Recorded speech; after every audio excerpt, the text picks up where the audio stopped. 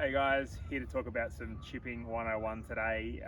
First of all, I think far too many of you are out there setting up as if you're going to hit a full swing, stance too wide, really reaching out like so. So what we want to do first and foremost is, with the chip shot, we're going to be much more upper body dominant, okay? So there's not going to be so much weight shifting through the feet. So we can bring the feet a little bit closer, okay? That way we can activate our shoulders a little better.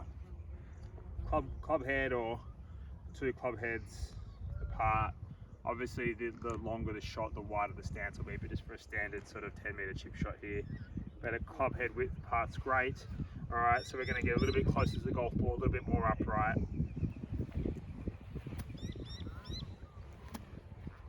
And then from there, it's going to really feel like the shoulders are activated.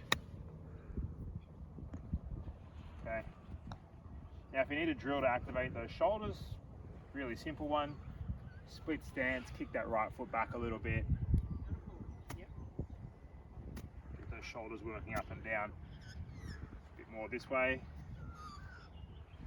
See far too many of you trying to, with best intention, trying to get everything towards a target, but moving the body in this direction. That really kicks the golf club out in front of you a bit too much. So especially for a standard chip shot, the last thing you want to be doing is kicking the club out in front of us like this. So when we get the shoulders really open, the club kicks out there. The only way you can save that is by keeping the club face open. A bit of a disaster though. All right, so stance a bit narrower, get those shoulders activated, and we just throw it down into the ground.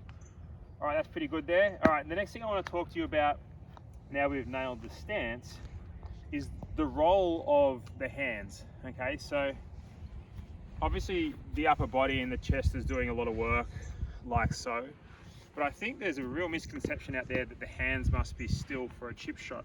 Now for a basic chip and run where the club doesn't go much further than that, we don't really need to engage the hands or the wrists. But for a chip shot where you want the ball to be going up in the air, creating backspin, there's going to be some form of wrist cock, okay? Now I think the big misconception out there is that you don't want to feel like you're scooping, all right? And I think the problem is you see a lot of amateur golfers out there scooping, and that action in itself is really, really good, but the problem is they don't have this shoulder action, so they sort of look a bit like that. So therefore we try and avoid that action, and then we get more like this.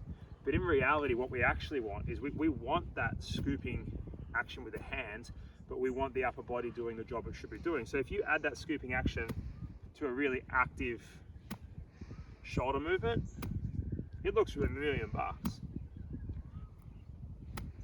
Okay, so in isolation, that sort of move, that scoopy sort of feel, okay, is really good as long as you add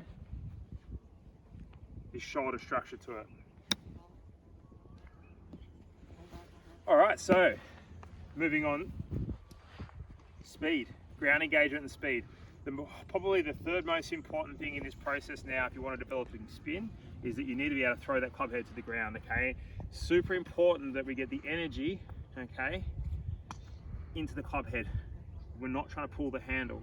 So basically, if I draw a semicircle, or sorry, no, a full circle around the handle here, all right, we want that club handle to be working like this, all right?